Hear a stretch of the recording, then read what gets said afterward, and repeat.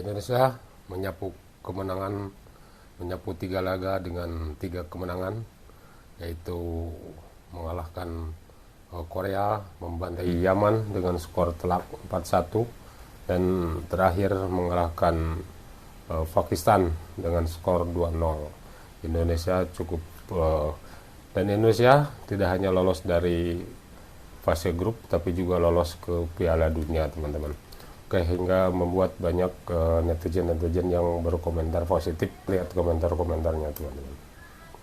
Menang di AFF itu kayak cinta pertama, manis di awal, tapi ujung-ujungnya nyesek. Kalian sadar nggak? Kutukan juara Piala AFF kayaknya makin nyata. Bukan cuma Indonesia yang pernah kena getahnya, sekarang timnas Australia U17 juga ikut-ikutan masuk jurang yang sama. Kemenangan di AFF itu emang enak di awal, tapi pas masuk Piala Asia, kayak mie instan tanpa bumbu, hambar. Coba kalian lihat, Kanguru muda alias timnas Australia U17 baru aja angkat Piala AFF U16 2024 kemarin. Lawan Thailand lumayan tangguh, menang adu penalti, rame-rame lari sambil peluk-pelukan, selebrasi gaya superhero. Tapi pas masuk Piala Asia U17 2025, langsung menggap-menggap kayak ikan lele kehabisan oksigen. Match pertama ditahan imbang Vietnam 1-1, masih bisa senyum dikit lah. Tapi match kedua habis dibabat Uni Emirat Arab 0-2. Sekarang mereka terdampar di dasar klasemen grup B, cuma punya 1 poin, sedihnya setengah mati loh itu. Dan sekarang mereka harus menang di match terakhir lawan Jepang. Parah sih, lawan Jepang loh itu. Tim yang mainnya udah kayak anim, cepat, presisi, dan kalau perlu jurus bayangan juga keluar. Jepang cuma butuh seri buat lolos, sedangkan Australia harus menang, harus banget malah. Rasanya tuh kayak kalian disuruh balikan sama mantan yang udah nikah sama orang lain. Peluangnya ada, tapi kecil. Sementara gimana dengan timnas Indonesia? Indonesia U17 malah senyum-senyum kalem kayak abis dapet THR. Padahal di AFF U16 2024 kita cuma nyampe semifinal. Tapi sekarang udah resmi lolos ke Piala Dunia U17 2025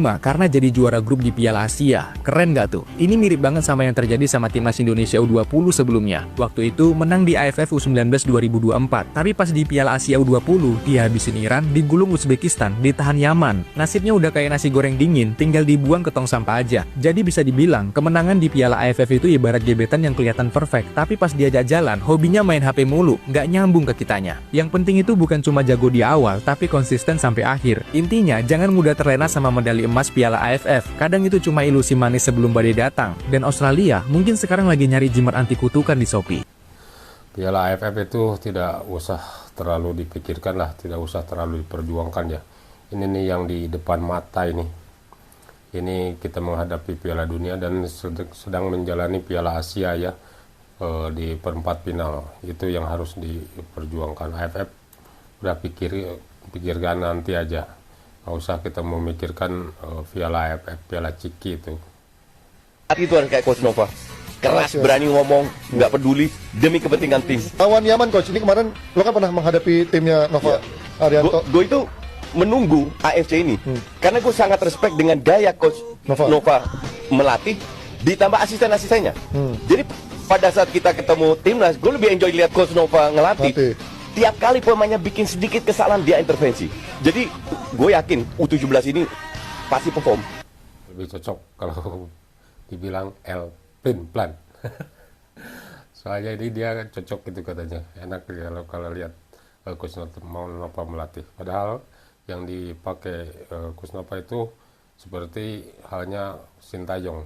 Dia menggunakan metode-metode yang digunakan Sintayong dari mulai menempa fisik anak-anak hingga strategi di lapangan itu Coach Nova menggunakan ilmunya dari Sintayong, teman-teman. Tapi katanya kan si Coach Justin ini tidak suka dengan cara main Sintayong yang pragmatis atau bertahan. Belanda ngelipat koper, Indonesia malah ngelipat peta Qatar. Kalian bayangin ya, timnas Belanda U17 itu ibarat anak kompleks yang sering menang futsal tiap minggu, tapi pas lomba antar RT malah keok duluan. Sedih sih iya, mereka cuma dapat 1 poin dan jadi juru kunci. Udah kayak anak magang yang lupa absen, nanggung banget nasibnya. Sementara itu, di sisi dunia yang lain, anak rantau dari Asia Tenggara alias timnas Indonesia U17 justru lagi naik-naiknya, kayak harga cabai waktu lebaran. Baru juga nendangin Yaman 4-1, udah dapat tiket emas ke Piala Dunia U17 tahun ini di Qatar. Tiketnya masih masih anget tuh, belum juga dibuka koper, udah disuruh siap-siap berangkat. Dan yang bikin makin mantap, Indonesia jadi wakil ASEAN pertama yang lolos. Thailand udah ketar-ketir, Vietnam masih ngotot di ujung harapan. Sementara kita lagi nyari hotel di Qatar sambil ngopi nunggu lawan-lawan dari Eropa. Ngomong-ngomong soal Eropa, wakil-wakilnya udah diumumin tuh. Ada Jerman, Prancis, Inggris sampai Irlandia. Tapi tahu nggak siapa yang nggak ada? Ya si Belanda, Jong Oren absen, gagal total di kualifikasi. Cuma dapat hasil imbang lawan Hungaria, terus dibantai Serbia dan Portugal. Kasian sih, ibarat anak gaul yang nggak diundang ke pesta sekolah, padahal udah disiapin outfit kece. Terus ada yang bilang, jangankan Malaysia, Belanda aja nggak masuk daftar. Waduh, ini sih bukan nyenggol ya, sorry. Piala Dunia U17 tahun ini di Qatar bakal jadi ajang pembuktian. Anak-anak asuhan Coach Nova ini udah nunjukin kalau sepak bola Indonesia tuh bukan cuma soal euforia, tapi juga hasil nyata. Bener-bener kayak telur dadar di warteg, sederhana tapi ngenyangin. Jadi dari sekarang siap-siap dah dukung mereka, karena ini bukan cuma sepak bola, ini harga diri anak bangsa yang bakal tampil di pentas dunia. Kalau Belanda udah istirahat, kita malah baru nyetel sepatu. Kalian bangga nggak sama timnas Indonesia U17? Jangan cuma diem aja, share video ini, kasih semangat dan siap-siap lihat bendera merah putih berkibar di pentas dunia dengan Qatar sebagai tuan rumahnya. Nah tuh, yang punya filosofi sepak bola menyerang, yang punya sepak bola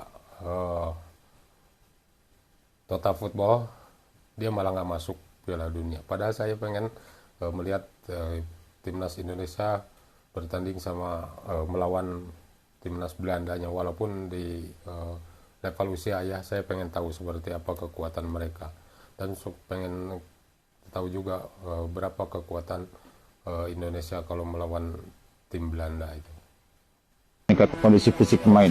Saya ingin menyamakan secara fisik dasar pemain agar mereka lebih siap lagi sebelum masuk ke taktikal nantinya. Dan itu fokus kami di. Saya nggak mau tahu, kamu nggak usah pedulikan taktik macam-macam. Dapat bola kamu hajar dan masukin ke gawang. Beda ya.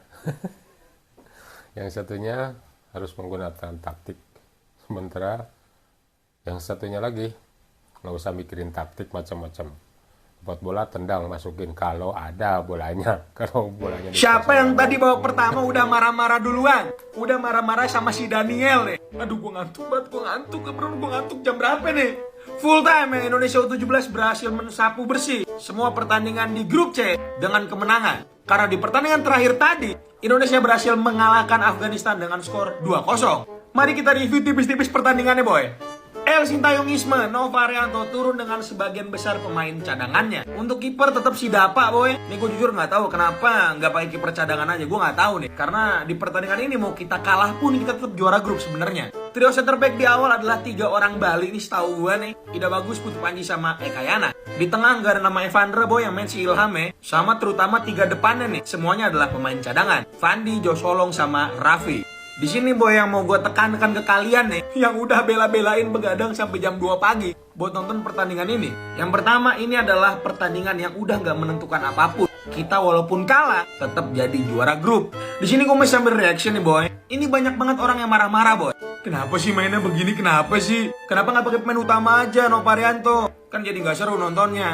Kuda laut nih, gue kasih tau sama lu nih. Rotasi ini dilakukan itu fungsinya banyak coy. Yang pertama adalah untuk ngejaga kebugaran pemain utama yang akan bertanding di 8 besar. Yang kedua adalah untuk coba-coba taktik nih boy. Nova Arianto di babak kedua itu ngerubah pakem 3-4-3-nya jadi 4-3-3 coy. Dan yang terakhir yang paling penting nih, untuk tahu sedalam apa skuad yang dimiliki sama U17. Akhirnya kebukti nih, at least di pertandingan ini nih, kualitas pemain cadangan U17 ini, ya menurut gua lumayan ada gapnya. Dan kalian jangan kaget boy, pemain-pemain yang ada di timnas U17 sekarang, itu nggak akan semuanya dibawa ke Piala Dunia U17. Minimal dari pertandingan ini, ketahuan nih siapa yang emang mental bertandingnya kurang. Dan terakhir ya boy, ini please dari gua nih, Daniel emang menurut gue sangat kurang banget di pertandingan kali ini. Dan menurut gue dia dikasih menit main di pertandingan kali ini, itu adalah ya Nova pengen dia ngebuktiin gitu. Ya ternyata menurut gue pribadi itu kurang. Dan gue yakin Nova Arianto juga mikirnya sama. Tapi ya udah, di pertandingan ini kita menang akhirnya boy. Tuh yang minta menang dikasih menang nih sama Alberto sama Goli ya.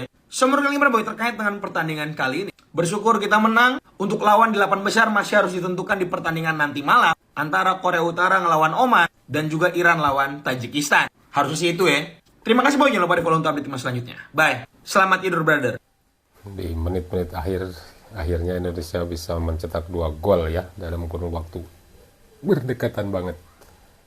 Makanya biasanya nonton bola tuh sampai habis. Siapa yang bilang timnas Indonesia nggak bisa menang? Ini nih buktinya nih, Indonesia sapu bersih. Di babak pertama mainnya kurang deh.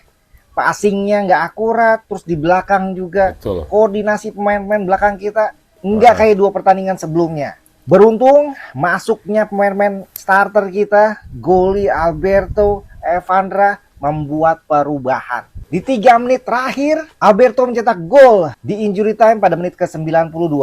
Selang semenit berikutnya, Goli mencetak gol dan menambah keunggulan sekaligus menutup pertandingan dengan hasil sangat indah yaitu 2-0 untuk Indonesia sekaligus menyapu bersih semua pertandingan di kualifikasi grup C ini.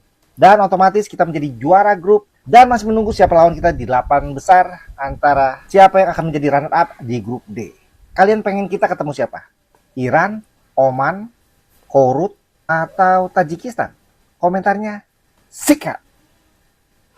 Kalau bisa pengen ketemu Uni Emirat ya. Soalnya kalau sama Uni Emirat itu seimbang kelihatannya. Tapi kok lolos?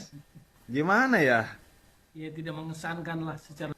Saudara-saudaraku semua boleh minta tolong nggak? Tolong dong cek video barusan itu, apakah benar video barusan itu. Video tanggapan si Toel dengan rekannya itu tentang timnas sepak bola U17 kita yang lolos ke Piala Dunia melalui babak kualifikasi. Semoga tidak benar ya, tapi jika memang katakanlah video itu benar, pantas nggak si Toel berbicara seperti itu? Pantas nggak mulutnya Toel ngomong seperti itu? Di satu sisi adik-adik kita timnas sepak bola U17 dan Coach Nova sudah berjuang habis-habisan membuktikan dirinya pantas, diri mereka pantas masuk lolos ke Piala Dunia melalui babak kualifikasi. Kau Toel Marah dia nih. mengatasnamakan kritik, kami sudah Marah muak dia nih, dengan marah. ini. Kami sudah Toel ini. muak dengan cibiranmu terhadap timnas sepak bola Indonesia, apalagi yang berbau STY. Gini deh Toel, saya nggak mau berbicara banyak lagi deh. Saya mewakili supporter timnas sepak bola Indonesia. Kau cari makan kan? Saya juga cari makan. Kebetulan istri saya juga mau melahirkan. Saya juga masih butuh tambahan dana. Saya nggak munafik kok. Ayo kita cari makan ala laki. Kita ketemu di tengah. Sesuaikan berat badan, cari sponsor dan promotor. Mainkan. Ayo. Saya mau naik berat badan, ayo. Saya mau turunin berat badan juga, ayo. Ayo Toel. Kita sportsmanship di atas ring. Gas. Ini serius. Untuk Toel. Nah, untuk Bung Toel gimana? Apakah Anda menerima dari Yama Carlos ini menentang Anda? Jadi jawab dong, ya.